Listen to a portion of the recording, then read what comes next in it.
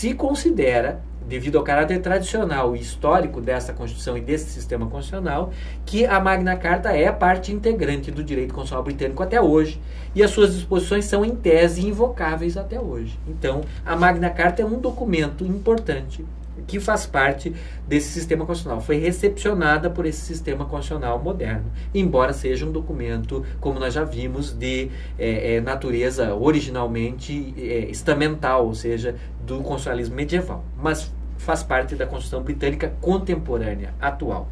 Além da Magna Carta Libertatum, né, nós temos a Petition of Rights, de 1628, também amplamente conhecido, um documento estabelecedor de direitos e liberdades fundamentais e também estabelecedor de garantias fundamentais, e é parte integrante da Constituição Britânica, continua em vigor até hoje. Suas disposições são invocáveis no sistema judicial britânico e são aplicáveis pelos tribunais e pelos juízes britânicos. Então, é considerada parte integrante dessa Constituição.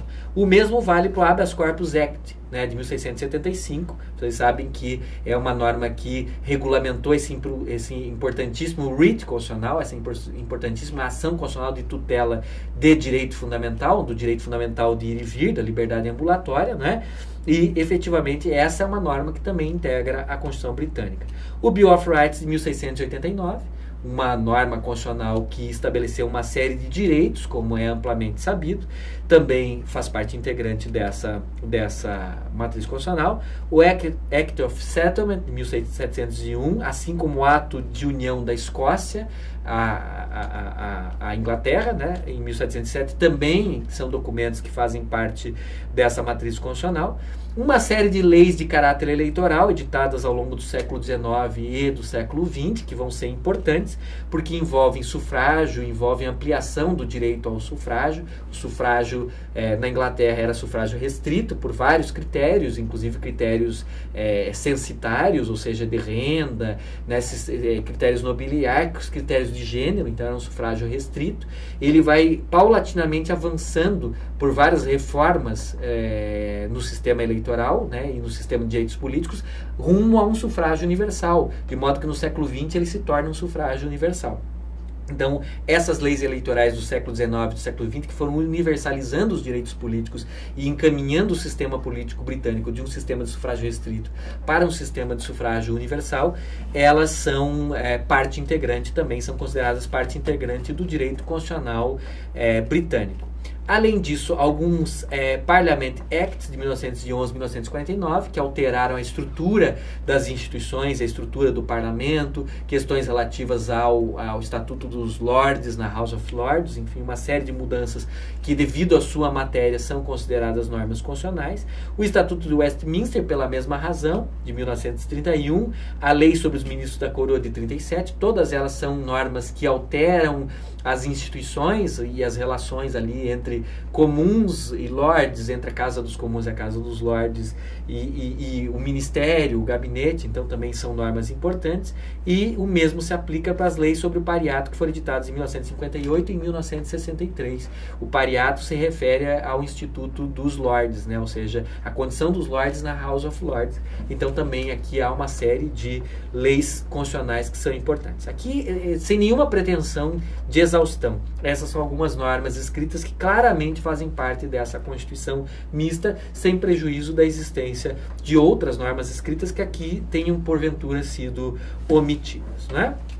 Em termos de liberdades, direitos, liberdades e garantias, que nós vamos examinar rapidamente, né? A Magna Carta, por exemplo, estabelece uma série de liberdades, e esses outros documentos sucessivos, Petition of Rights, Bill of Rights, Writ of Habeas Corpus, todos eles estabelecem uma série de direitos, liberdades e garantias.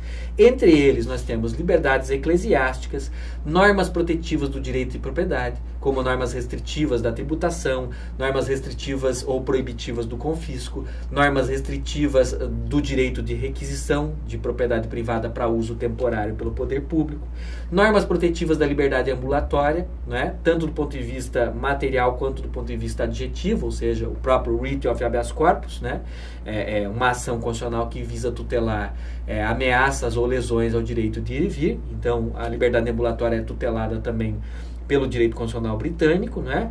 A noção de proporcionalidade entre delitos e penas, esse é um avanço também que está presente em vários desses documentos constitucionais que estabelecem direitos, liberdades e garantias.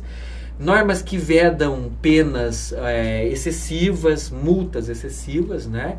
Então aqui também começa a surgir uma racionalização do direito penal em prol da integridade física, psíquica, da liberdade do indivíduo, né? Evitando, por exemplo, que pequenos ilícitos estejam punidos de maneira desproporcional. O direito de petição é uma importante garantia fundamental, é uma garantia extraprocessual, mas uma garantia fundamental importantíssima, né? Também ela surge aqui na matriz constitucional britânica.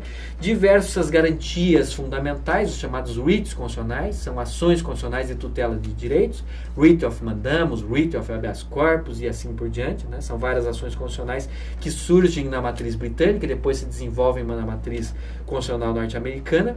E, importantíssimo, a noção de due process of law, ou seja, devido processo legal, ela surge exatamente na matriz britânica, depois conhece um forte desenvolvimento na matriz norte-americana, que é derivada, desenvolvida a partir da matriz britânica, e a instituição do júri.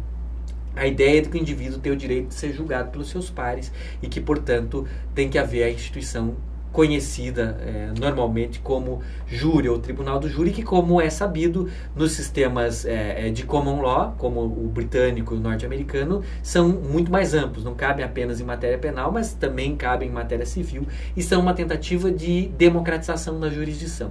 A ideia aqui é anti-absolutista. A ideia é o indivíduo não tem que ser julgado sempre por alguém que julga em nome da autoridade real, mas em muitos casos o indivíduo tem o direito de ser julgado por pessoas da comunidade, pelos seus pares, ou seja, pelos seus iguais. É mais ou menos essa ideologia que se encontra presente na instituição do júri. Não são, isso aqui também não é exaustivo, não é um rol taxativo. Tem inúmeros outros direitos, inúmeras outras liberdades, inúmeras outras garantias estabelecidas nos documentos constitucionais britânicos. Esses aqui são apenas alguns dos direitos e liberdades e garantias fundamentais presentes nesses vários documentos constitucionais, né? A título de exemplo, aí tem um dos dispositivos da Magna Carta Libertatum, traduzido para o inglês. A Magna Carta originalmente estava escrita em latim, mas aqui está traduzido para o inglês. O famoso artigo 39 da Magna Carta, que estabelece, entre outras coisas, o júri e o devido processo legal, né?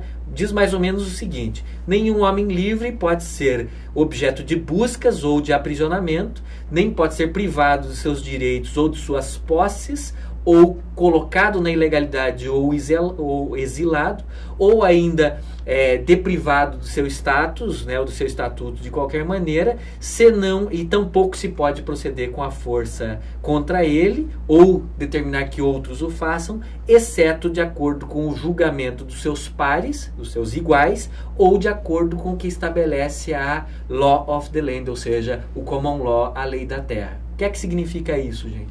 Que restrições à liberdade, restrições à propriedade, penas, etc., só poderiam ser impostas aos homens livres. Lembrem que isso aqui ainda é direito estamental, ou seja, era uma norma que só protegia os nobres, né?